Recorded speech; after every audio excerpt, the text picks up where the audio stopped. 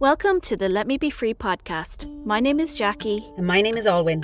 We're two sisters from Ireland living in Australia, navigating our healing journeys together, and this is our podcast, Let Me Be Free. We'll be interviewing everyone who's helped us to get us where we are today, whether that's therapists, loved ones, people from our Facebook group, Let Me Be Free the Wounded Inner Child, or people who we've never met but have had huge impacts on our lives. Follow along with us on this journey as we try to dissect what has really worked for us in the hopes that you too might be freed. Hi guys, before we jump into today's episode, just a friendly reminder that there are timestamps for this episode in the description, so you can check if the topics we discuss today are comfortable for you to listen to. Okay, Satyen, welcome to the Let Me Be Free podcast. Hello. You were my Somatic Experiencing Therapist for a year. Wow. Did you think it was that long? No, I didn't. When I actually went back and looked at my calendar, we worked together for a year. So the first thing Alwyn and I ask all of our therapists and anyone we interview is to say 3 fears and 1 happy memory that you have. Ooh, 3 fears. Mm-hmm. Yeah.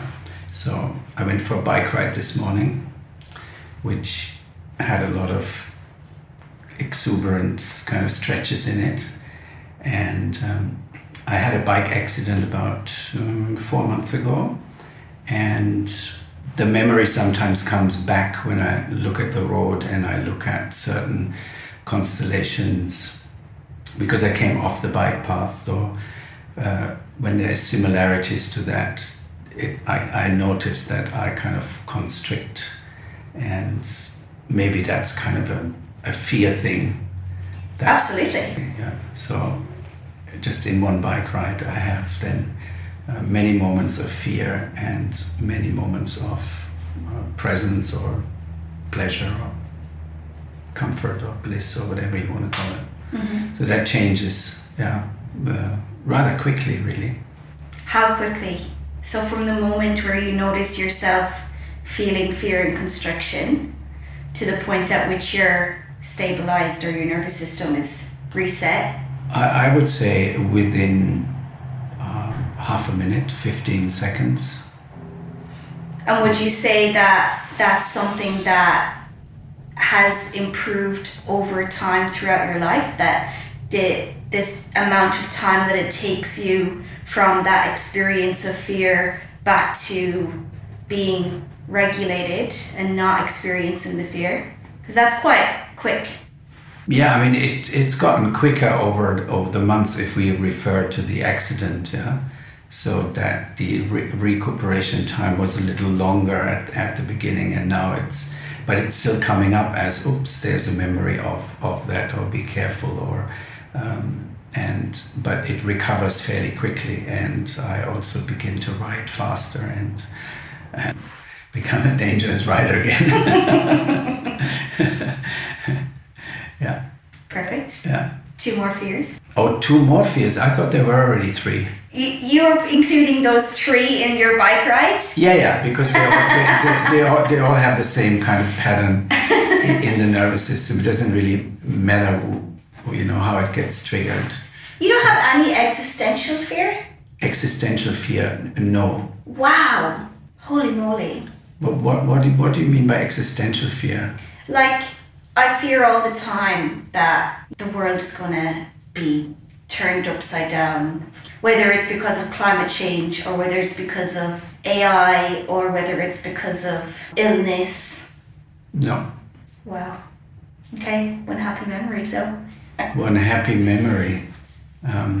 My internet didn't work this morning, so I managed to fix it. That's enough of a happy memory. I don't go back into when was the last time I spent time on the Amalfi Coast in Italy. Was that a happy memory?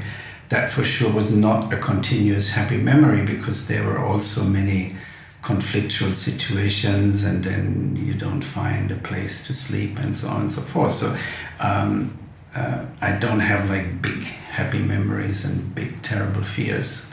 So my life is much more smallish. I love that. Yeah. That's great. Yeah. So how did you end up working with Somatic Experiencing Therapy? What brought you to that practice? Well, if I recall rightly, I have a very good friend. She is a craniosacral body worker, and many years ago she said to me, "You need to do this training." Well, I didn't know anything about this training, and I said, "Why?" And she says, "Don't ask, just do it. It's good for you." All right. What were you doing at the time? I was working part-time as a GP. In Australia? In Europe. Oh, okay. Yeah. I was working in a rehab clinic for heart patients, and I was flying back from Europe to Australia. I was working as a psychotherapist with breathwork and bioenergetics and other modalities. And when I then came to the Somatic Experiencing, it was a real revelation because it teaches you kind of the basics of every therapy. It gives you a very deep insight into the brain and the nervous system, and it helped me to understand all the other modalities, how they actually fitted together from a neuroscience or brain nervous system perspective.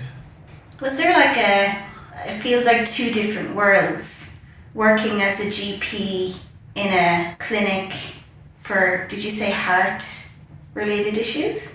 Heart. People who had undergone heart surgery for various reasons. And then working with these other practices.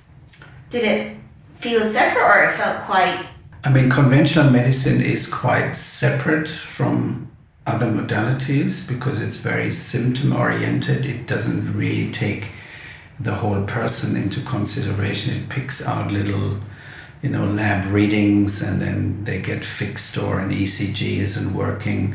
And very rarely a GP would ask, and it's very sad, especially around heart disease, what are your life circumstances? Why is your heart not working?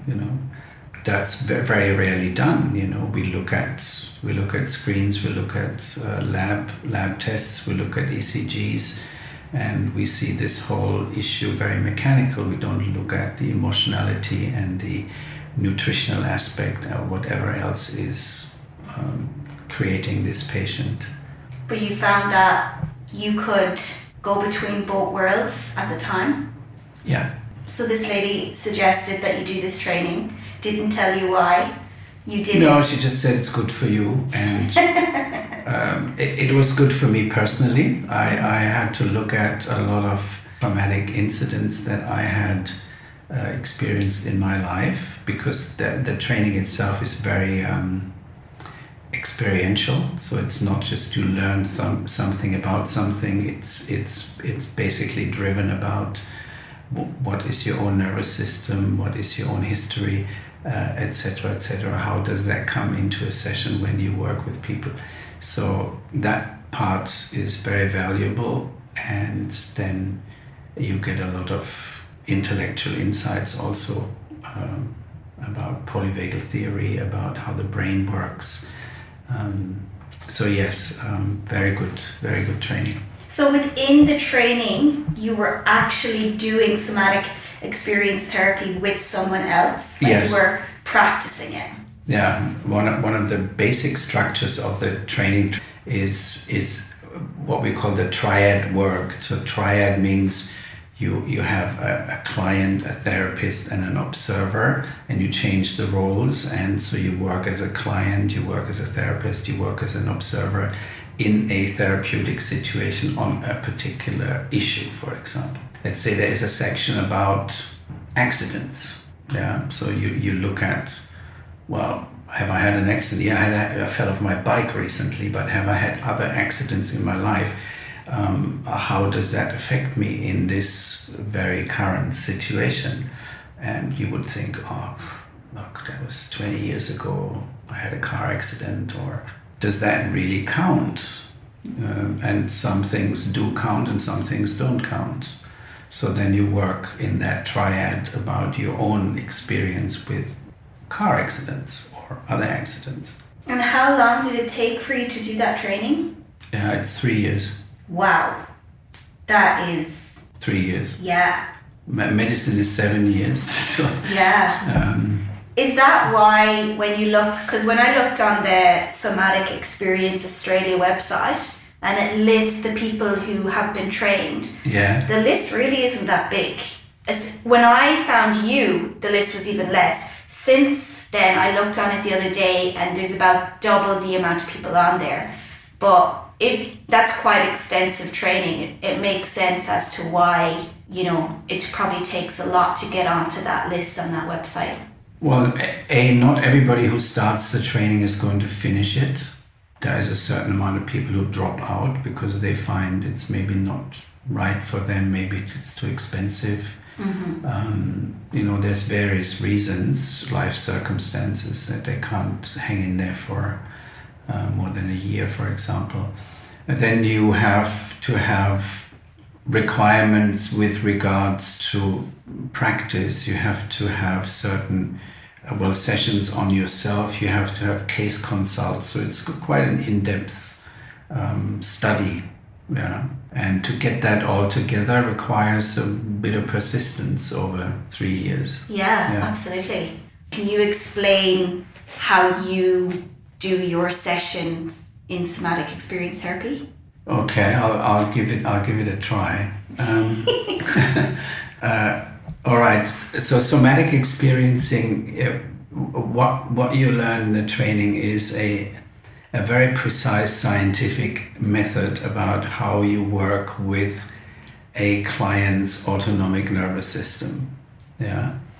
What is the autonomic nervous system? What is the part of the brain that is responsible for unconscious autonomic functions in the brain and in the whole body? All right, it's the limbic system and the brain stem. And we also have a frontal cortex that has more to do with rational understanding and planning and naming and, discussing things.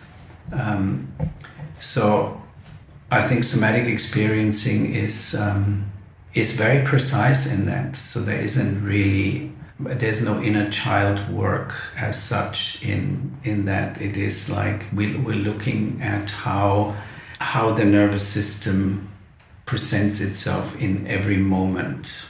Yeah, and there's various techniques and approaches how to read this, how you work with this, and how you allow the brain to adjust. I know this is a very general description, but the method itself is quite defined and quite scientific, so there isn't much. Of course, you can deviate in a session according to your other trainings. Of course, you have to have the capacity to talk to people, and sometimes you would be just a counselor. You would talk to somebody and say, "Oh, well, how was it when you were at the hairdresser's?" But you will come back to the somatic approach, and somatic experiencing approach, and it's not just a general somatic approach. It is a very specific way of then bringing your clients back into, okay, what is happening in your body right now as we talk about this, and how can we get this nervous system to regulate itself? I think this is where it's really valuable that I was your client. So when we were together, almost every single session went this way. I came in, I talked about whatever was going on in the week. You said, where do you experience that in your body? I went in and essentially read my body and said, this is where I'm feeling it. And you followed a process by which to help me navigate that and understand it. And in the beginning, I found what you were doing a lot was just literally teaching me how to read the sensations in my body, because I was really very disconnected. You would say, how does it feel in your body? And I'd say, well, in my stomach, I'm feeling quite tight. And you'd say, how does it feel in your foot? And I'd be like, I don't know. In your what? Foot. Oh, in the foot. How does it feel in your back against the chair? And I just couldn't tell you. It took me a while to be able to tell you how it felt in my back. You know, like I'm sitting in a chair right now. I can feel my back against this chair. It feels comfortable to have that stability against my back. The muscles in my back are loose. They're feeling, there's a feeling of spaciousness. I couldn't tell you that in our first session. And it got to a point where I'd be like walking, or I'd be in the shower and I'd go, how does this feel? You know, because you kept asking me, how does it feel here? What does that feel like? What? And I had to actually start noticing for the first time in my life what I knew that it felt good to have a shower, but I couldn't articulate why that was. And I had to actually stand under the shower, close my eyes and ask myself, what feels good? What in this experience is a nice feeling? And so then I was kind of like, I really enjoy the feeling of my feet against the ground. I really enjoy the sensation of the water flowing over me. And so I started to not only be able to read the potentially negative sensations in my body, but also the positive sensations. And ultimately, I feel like how that helped as we progressed was I could then learn how to regulate, because I would say, oh, I'm feeling really anxious. And you'd say, where do you feel that in your body? I was so sick of that question after a few months. And I would say, well, I feel it in my stomach. And then you go, okay, well, now how does it feel in your back? I go, oh, you know, it feels good in my back. You go, oh, so you are experiencing that tight sensation in one part of your body and you're feeling this loose and nice sensation in another part of your body. So they're coexisting. And you were helping me insofar as I can articulate it to recognize that multiple sensations can exist at one time and you can choose where to put your attention. And I found that when I moved my attention from the anxiety, the feeling of tense tightness, to the feeling in, for example, my back of relaxation, my nervous system would then relax. And so it was like I was learning how to regulate my nervous system, but I didn't know that that's what I was doing, because all you were saying was, how does it feel here? You know, like, and it was me who did the work. It was just you who asked the questions and guided me. Was that just me that you did that with, or is that how you do it with all of your clients? Okay, so let's clarify a few basic things here. Okay. So one of the basic approaches here in somatic work is we have to find a way to leave the body to its own devices, because the body has a regulatory system built in itself. It will always go for homeostasis. Yeah, that's not just related to... Can you explain what homeostasis is? Homeostasis is a leveled state of the nervous system, but it also refers to other systems in the body. For example, the body regulates very closely the pH level of the blood. It does that by increasing the breath or slowing down with the breathing. So the pH level in the blood, or excretion of urine in the kidney. So that would work on, let's keep that system at an equilibrium. Homeostasis, equilibrium, could use that word for that. And so when you look at the nervous system, it's the same thing. So the organism might have chosen to be hypervigilant, or hyper fearful, or hyper anxious, or panicky for a particular reason. Now, the organism also has this inbuilt mechanism and say, well, we know we are hypervigilant here. Is it really necessary to be hypervigilant? Can we get enough information to maybe slow or tune down the hypervigilance into a more homeostatic or balanced state of the nervous system? Normally, or under general circumstances, the client would experience anxiety and would then get more anxious about the anxiety and would drive that up the wall into a panic attack. Yeah.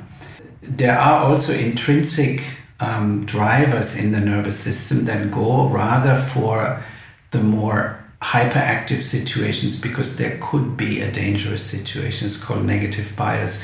It's like the nervous system has also the tendency to go for, well, let's be hypervigilant. It's safer than to relax. Yeah, we also have that kind of drive or that information in the brain.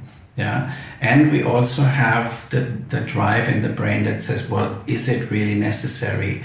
Because we are spending a lot of energy here being hypervigilant all the time. There is also a little voice that says, hey guys, is it really necessary? Do we have to do that? So what we actually do in somatic experiencing, we allow the nervous system to sort itself out. Yeah, we take away the influence as much as we can by allowing things to be the way they are. That's why I kept saying, okay, how does it feel in the body? How does it feel? Yeah, we pay a lot of attention to body sensations, which in themselves are quite neutral.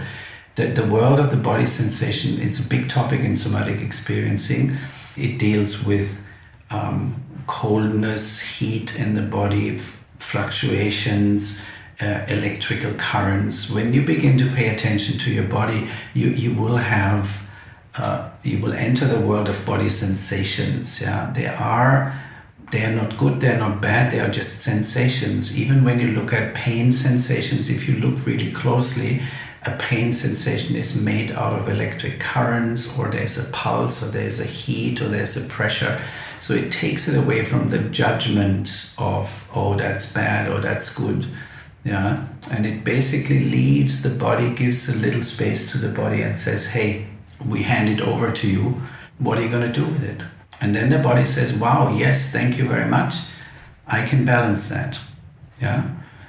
When you work with trauma information in the system, the trauma is a story of the past that has influenced the present moment. So we have to give that brain and the nervous system enough space to say, okay, what is past and what is present here? Yeah, we as people can't sort that out. The brain is too, on one hand, it's too primitive, on the other hand, it's too intelligent for us to actually influence anything there. So we leave it up to the current situation, and if there is no acute danger, it will help the organism to regulate. So are you saying that when you ask me to, when you say how does that feel in the body, and I identify what those sensations are, at that point then the body will do its own work? Yeah, it's I basically tricked your brain by saying, don't take any sides, just tell me or notice what you are actually experiencing right now. That takes the brain away from participation into judgment about what is happening, trying to be more relaxed, trying to be less agitated. That's not helpful at all. Yeah, because ultimately the organism, the brain, the nervous system, other systems in the body have their own regulative powers, yeah, and they will regulate the system. Yeah. Mindfulness is a big thing these days. So what does mindfulness actually do? It shifts into a part of the brain that observes things. That's quite nice. But what it also does, it leaves other functions of the brain to their own devices, because they're just watched. There's no active interference into, oh, it shouldn't be there, or, oh, that's bad, I'm sure I'm going to get cancer, oh my God, I'm so stressed out, what do I do? There's nothing you can do about being stressed out. Be stressed out, let the body regulate. Okay.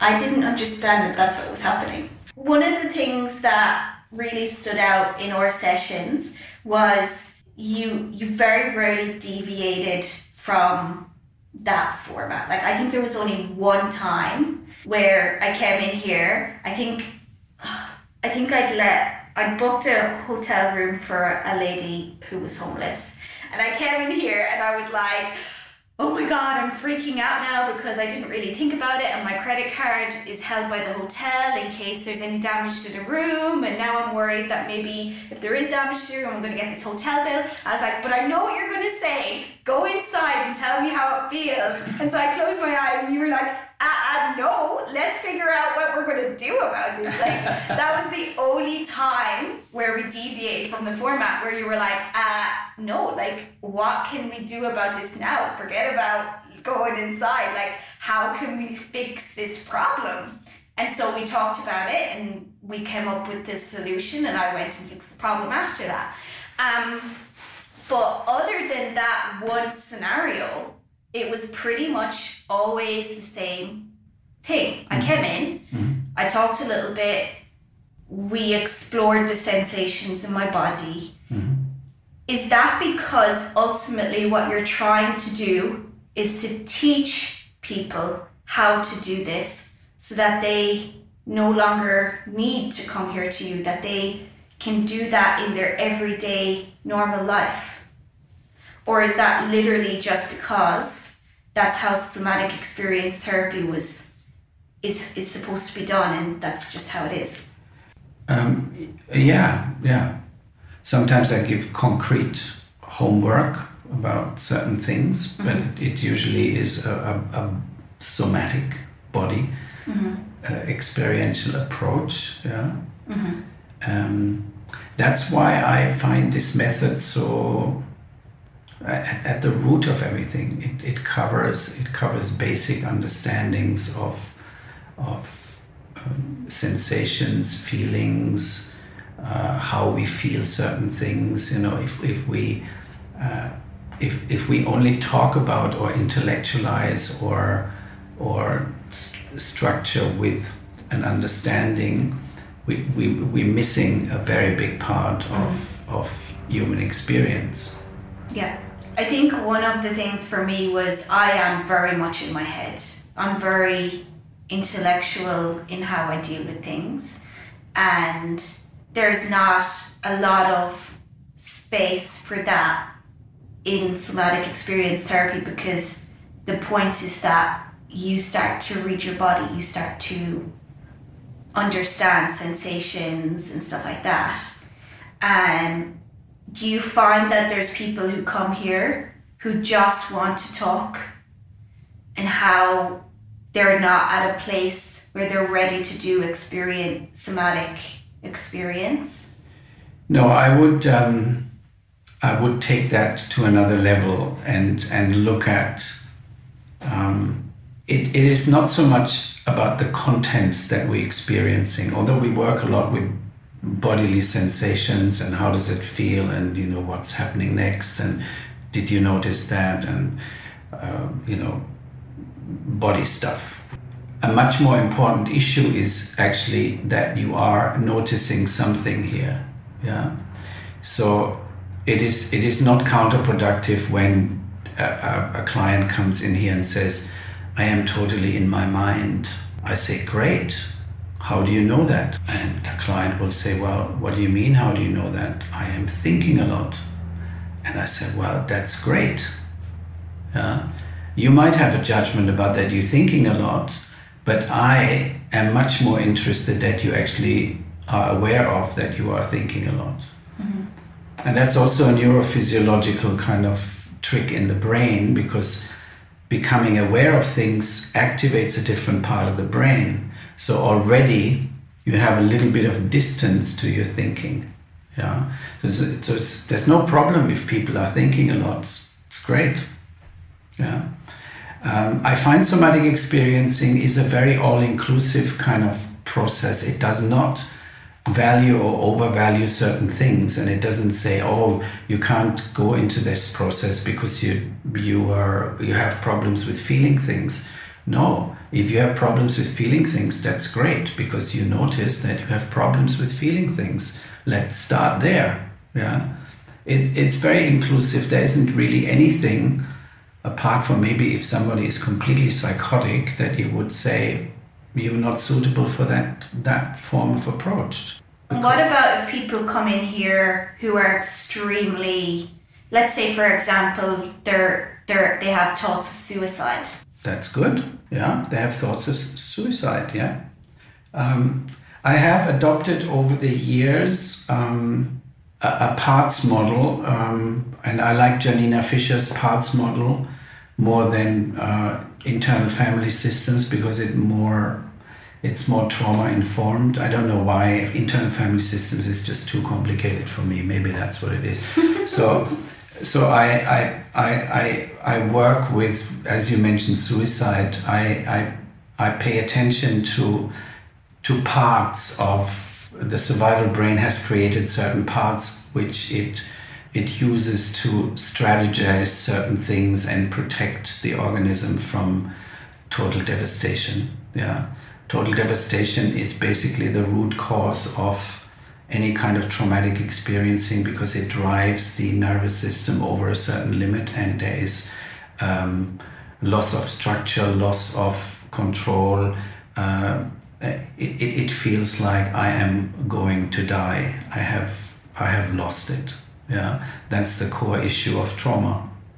Yeah, and then the brain is starting to build little protective things and says to the person, oh, okay, I know this is terrible. Why don't you go to the fridge and eat something? Oh yeah, that's good. So then we come into eating disorders, or we come into other structures that kind of protects the sense of complete annihilation.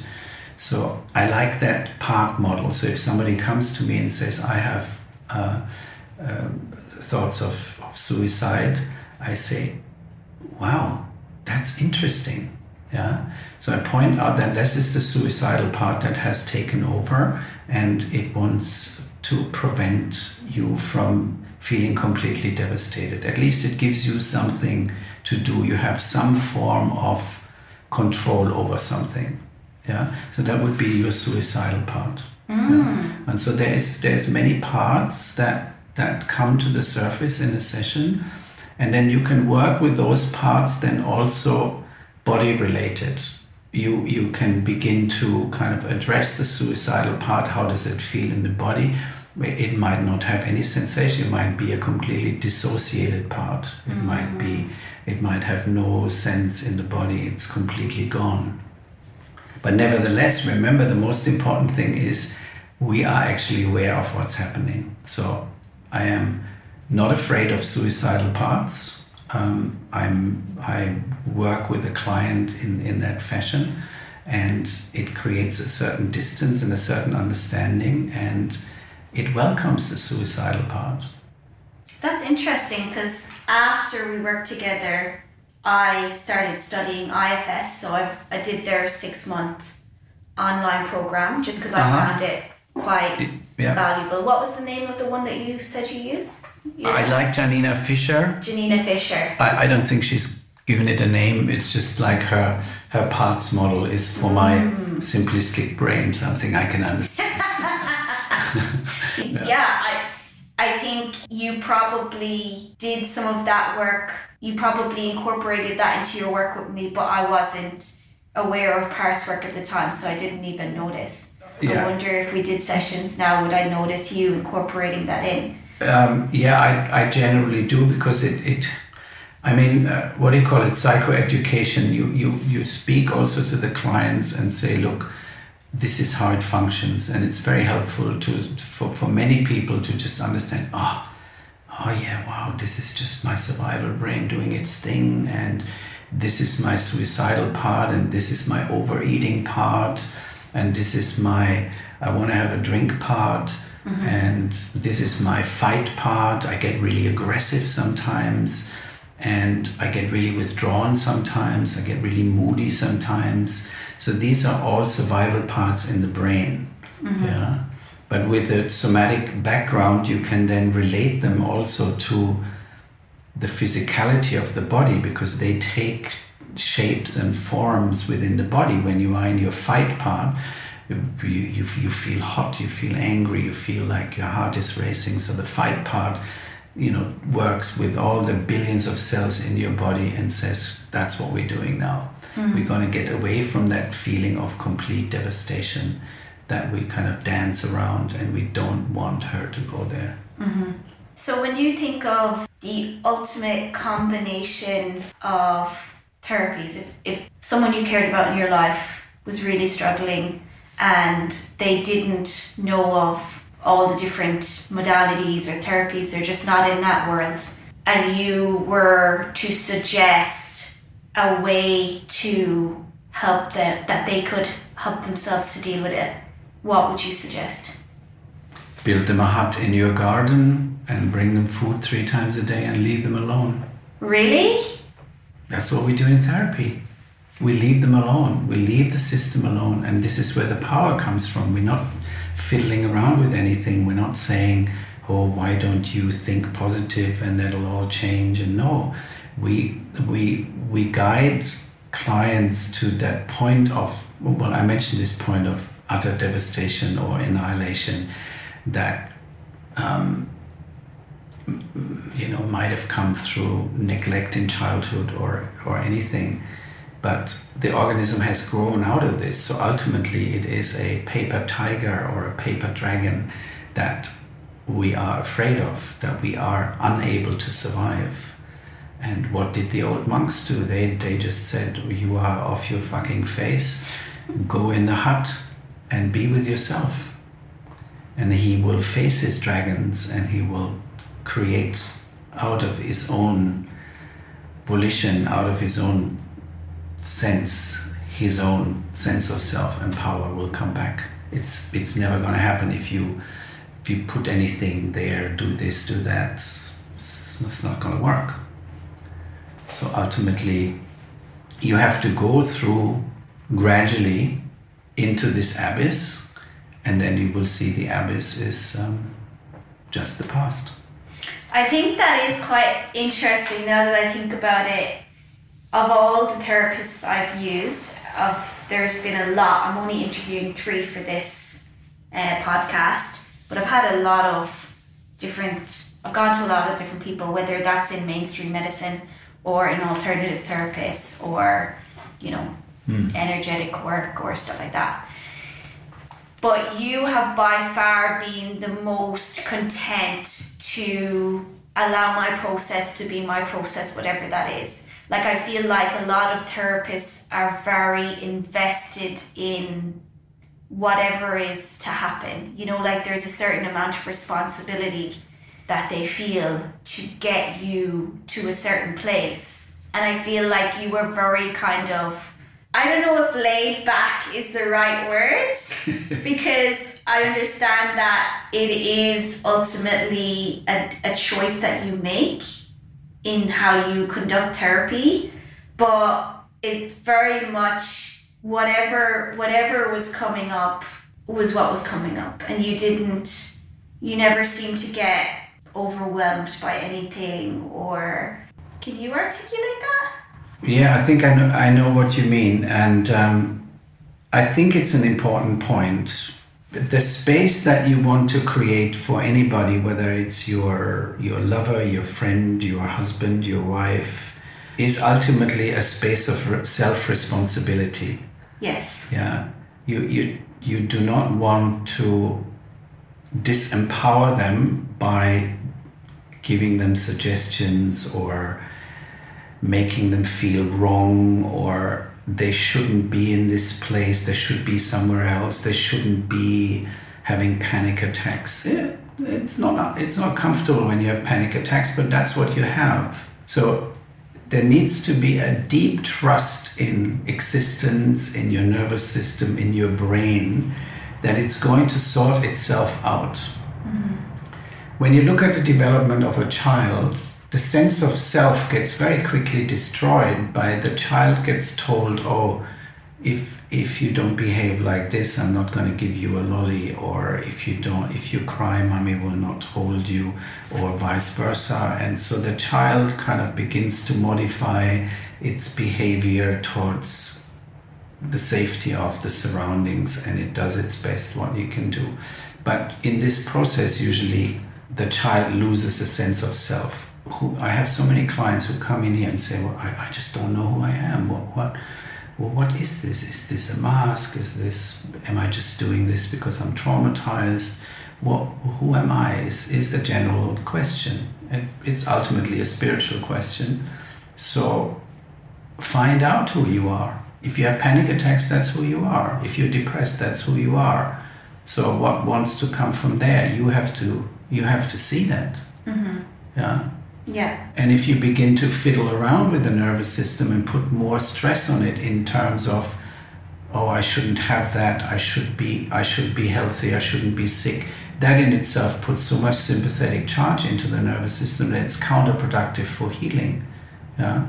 It's a simple process, but it's also a tricky process. And if the therapist gets involved and puts pressure on your nervous system in terms of, I want you to be this, or I want you to be that, or there's too much of this or not enough of that, that's not helpful. Do you ever find, though, that you have some clients who need more emotional support from you, more involvement from you, and how do you navigate that? I think the function of a therapist is to, hold space is one of my least liked words, really. Look, in the training, we are made aware of, when you are in the role of a therapist, where is your nervous system at the moment? Mm-hmm. Yeah, are you in a regulated state, or are you sitting on the front edge of your chair and you are reliving the experience of the client, and do you have judgments about what he or she is telling you or how you are responding to this? These are all very kind of important energetic phenomena in a session. Yeah. So when a client comes to me and says, I am suicidal, so I say to myself, be careful, Satyen. That's great that she is suicidal, because that is a very helpful part in her that wants to protect her. If I say, oh my God, she is suicidal, what hell can we do? Whoa, whoa, whoa, whoa, whoa. That will influence her in a particular way. Mm-hmm. Yeah. So I want her to be suicidal and aware of this, and I can work with a parts model, and I can say, well, isn't that interesting? Here is your suicidal part coming to the foreground. Let's see what he has to say. Mm-hmm. Why does he want to kill you? Mm-hmm. Yeah. Interesting, because I feel like I felt very supported by you. I felt like you were very ready, willing, and wanting to support me in what I was doing. But I definitely felt like your approach was, you can do this yourself, like very much empowering me to understand myself, my own body, my own sensations, and realizing that I don't need you in order to regulate my own system. Mm-hmm. I didn't feel like you were someone who I would see every day for the rest of my life, or every week for the rest of my life.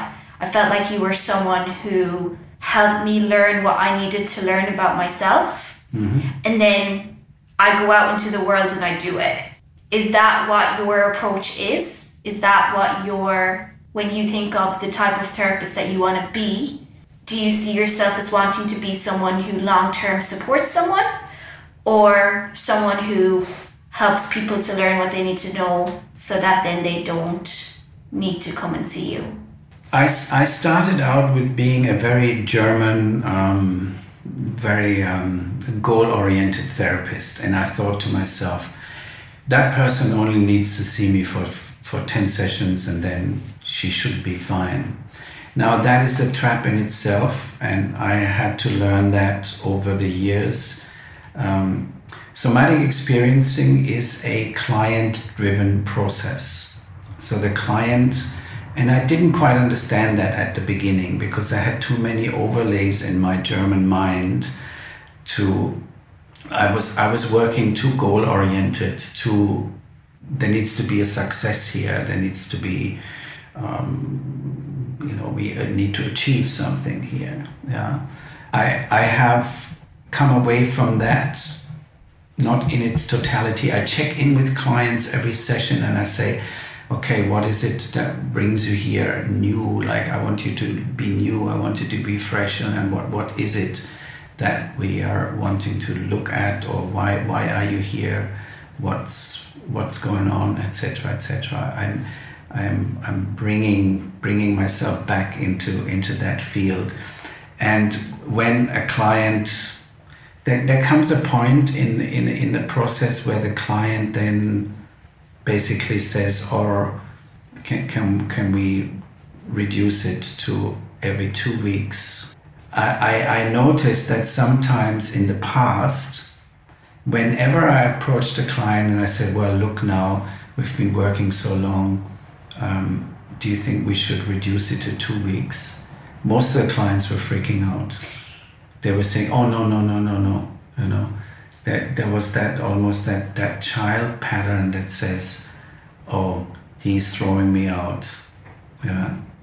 But yes, ultimately you will have to stand on your own 2 feet. So yes,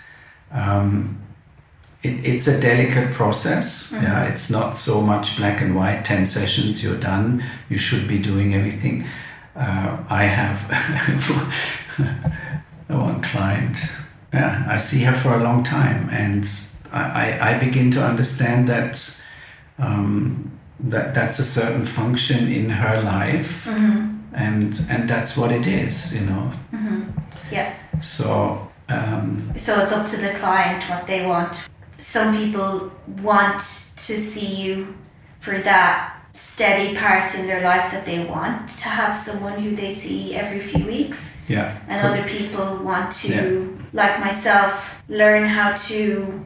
I didn't know what I wanted when I first came to you, but I understood over time that I was learning how to notice the sensations in my body and learn how to read my body and learn who I was from a body point of view. And once I knew that, I was able to do it. You know, like, but you definitely are very honest. Like, I remember some days where I came in here and I was like, you'd be like, oh, how's the week, or how's the 2 weeks, whatever. And I'd be like, yep, this happened, this was really good, and this was really good, and this is really good. And then you go, well, why are you here then?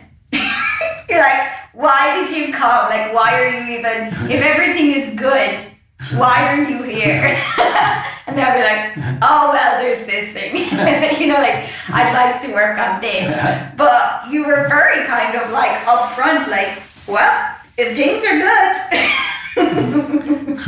But another aspect of this, when things are good, I am actually a therapist who likes it also when things are good. And I think in therapy, we're digging too much into the problems. And I think from a somatic point of view, to point out, you could call it resourcing. So when the nervous system is regulated, when the client has, let's say, not nice experiences, but feels content, etc., etc. These are also very important states of the nervous system that you need to address in a therapeutic session. So because it helps the brain to balance. Mm-hmm. If you're not here to dig for problems. Yeah. If a client comes in and say, "Oh, I feel really good," then you're not saying to them, "Well, fuck off. I can only deal with your problems." It's very important for the brain to say, "Oh wow, this is great." So notice how you experience this goodness. Yeah, it's very important to create islands of goodness. So then the islands of what we call a counter vortex or a trauma vortex, that has a place to go to in the brain. Mm-hmm. Yeah, so we work with goodness and pleasurable and comfortable and at ease situations, as well as other states of the nervous system. And I think that's something unique to the therapy that I did with you in comparison to other types of therapies I've done. Okay. Like I said, when I was describing when I first started working with you, how you would want me to notice how it felt when it was good. And that's just not something I had ever looked at, because in generally in therapy situations, you're looking at what you want to change, what's not good. And I found that equally as valuable to look at all the things that are good. And you mentioned that earlier in the body, there's usually 2 different, or maybe 3 or 4 or 5 or 10 different sensations in the expression of the nervous system through the body. So people say, oh, my shoulder is hurting, or I feel so anxious, my heart is racing. There's also your butt on the chair, which feels quite comfortable, your feet on the floor that might feel comfortable. So there's 2 different kind of sensations. So the brain activity is on one and on the other. And if you leave that to its own devices and there is no current danger, your nervous system is going to regulate. Yeah, it's going to sort out the past from the present. And I use that a lot after we did that work. You know, one of the things that happens is I wake up in the middle of the night and it's almost like I'm in a panic attack. So my heart is going, there's a heaviness on my chest, there's tightness, and I would go, okay, but how does it feel? Like where the sheets are touching my legs. Yeah. And then how does it feel like where my body is laying against the mattress? And that's a nice sensation. And so that really helped me to notice. And then my body, like you said, did its thing. It kind of came out of that trauma here and recognized all the different sensations. And that was really helpful. Yeah. There's a thing called contact points, which is I don't know whether we worked a lot with contact points, but I have adopted that a little bit more in my current work because it makes sense to me. It's a very primitive sense. It's a tactile sense of the body.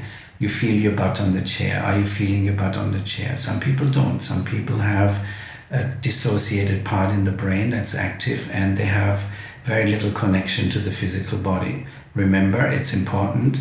He notices or she notices that I don't feel my body. Great, you don't feel your body, but you notice that you don't feel your body. Fantastic. Okay, so when we work with contact points, we speak to the survival brain and say, hey, there's a contact point. I feel my hands. I'm holding my hands. Yeah, pay attention to that. I am feeling my butt on the chair, my back on the armrest or whatever, however you're sitting. The human body is usually not floating in free space, so we're always in contact with something. And to bring awareness to a contact point is kind of easing the survival brain because it gives additional information into the brain.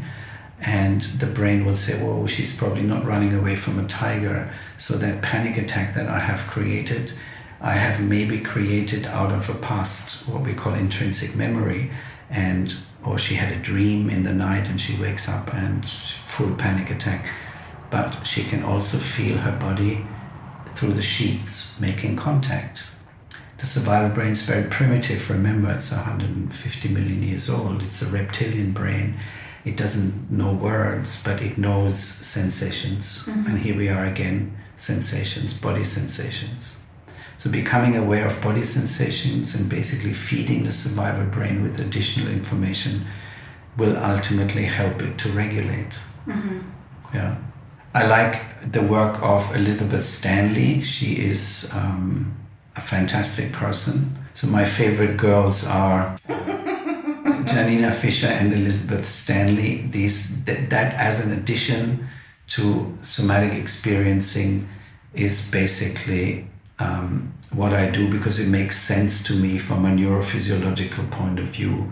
Yeah, I am not averse to talking, as you can tell from this interview. I also talk to clients. You know, it's not like that I'm hammering them about their body sensations, but it's a core principle that I come back to, and it's a wonderful structure, and it seems to be helpful.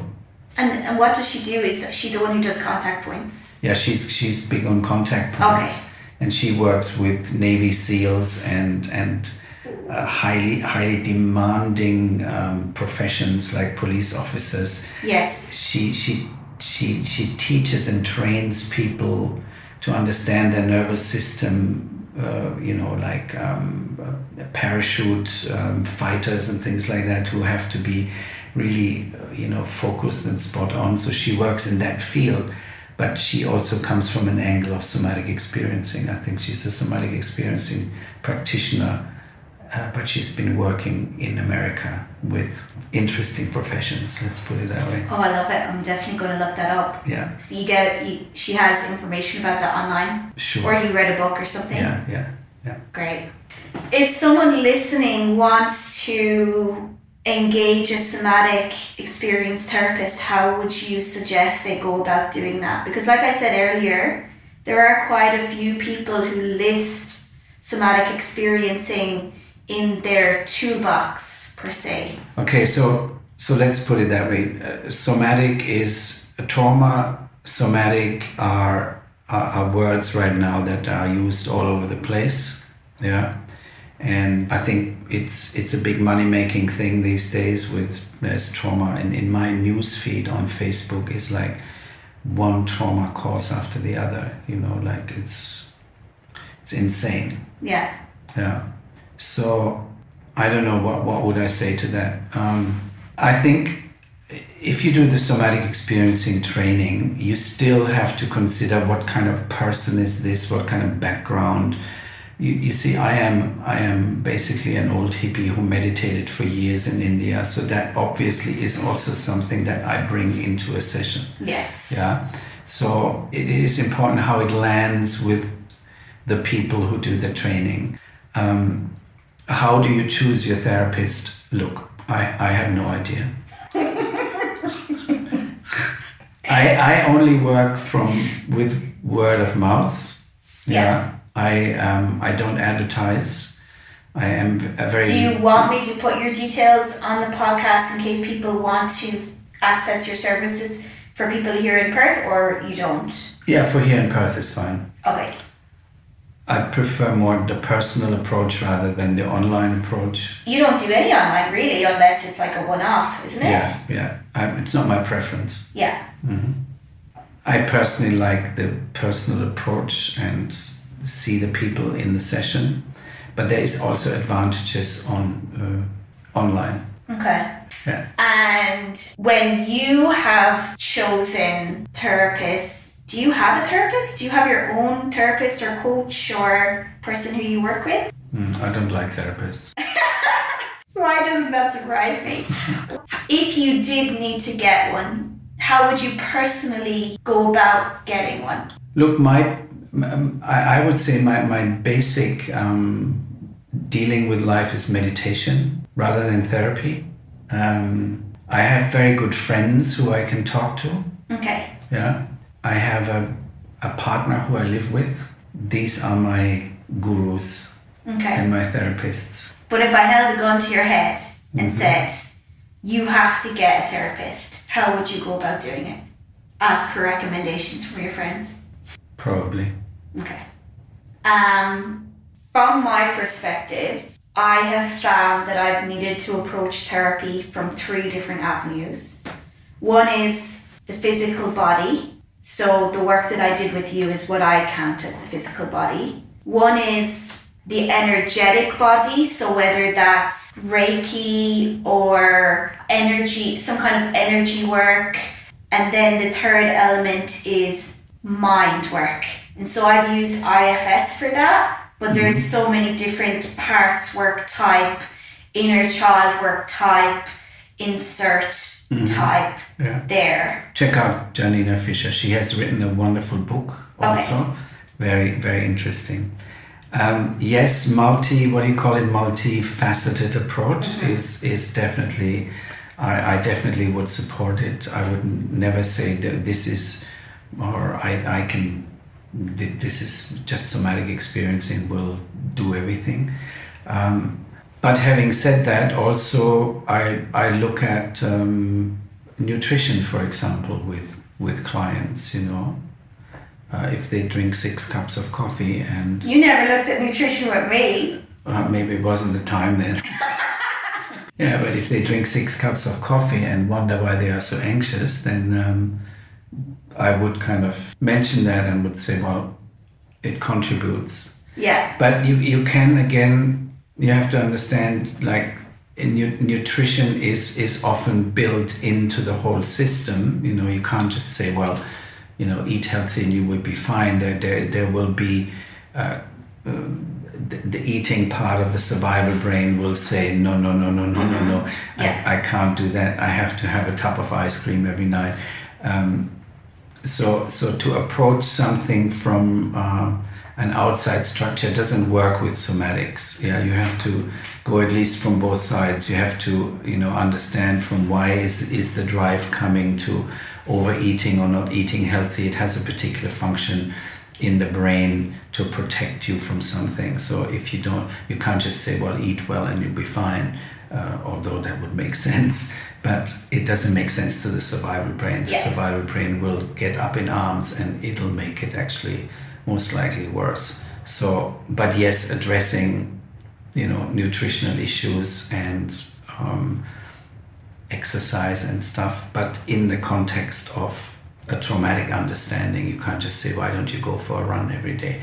It might not fit with your survival brain. Yeah? So you have to kind of chisel this out carefully, and then maybe the survival brain lets you go for a walk. So all built into a rather complex but very simple system. I know that you're not into analysing things the way I am. Like you said, before you were, and you've come away from that. But I just think from my perspective, if I had an endless amount of money, I would have someone who's working with me on somatic experience like the way you do it. Also, I would have a physical, like a PT, a personal trainer, who is required to do exercise with me. I would have a nutritionist who is required to do nutrition stuff with me. I would have someone for mind, like IFS specific, you know, like someone who is doing that with me so that I'm learning how to do that process myself. And some kind of energy work, someone else for meditation. Like, I think there's so many different approaches to stabilizing the system, if that's a way to say it. Well, basically what you're saying, you're building up your own little community, which in a more sane world, you wouldn't just have a PT trainer, you would have a mate who you would go running with, and then you would have an older woman who teaches you how to cook nicely, and then you would play with the kids and get more exercise. And so what you're creating is kind of a natural community, and unfortunately you pay hundreds of dollars to do weird things with people, nutritionists and other things. You know, if you would live in a sane community, it would all be there. But I think that you can get that if you put the effort into it. If you don't have the money to engage all of these different people, you can find it, like you said, find a mate who also wants to go for a run or go for a walk or go for a hike. Find someone else who you can share babysitting with, where you'll mind the kids while they do some meditation or whatever. You know, there are ways to have it if you don't have the money to spend on all these people. And you can swap a massage with somebody for something else, you know. So you can create that kind of community support that you were just describing. And there's a lot of free resources online. If you, for example, you know, can't afford to come see a somatic therapist, there are resources online where you can learn about how somatic therapy works, and if you have the capability to try do some of those exercises yourself. Is there anything else that you recommend for someone who might not have the money to engage a somatic experience? No, I think that's a good suggestion. There's a lot of stuff out there, and it's a good approach. Because ultimately, remember, you want to be self-empowered. You know, you don't want to be. You know, we're all dependent on certain things, but it would be nice if we could just share that in a more natural way rather than in a different professions come in here and you do this and you do that. It always feels a little bit unnatural. So yes, you have a function in this life, and that you need to share also. You're not always a patient. Yeah, and the other thing I was thinking you could do is you could just find someone who's willing to ask you the question, how does it feel inside? Like once a week, you'll take turns where you'll sit down and, you'll talk about whatever's going on. And all the person has to do is ask you this question, how does it feel inside? That could be a very helpful structure. And then you have a cup of tea together. Yeah. Okay, great. Is there anything else that you want to share before we finish? No, I think that's pretty much it. Excellent. Thank you for taking the time to talk to me today. You're most welcome.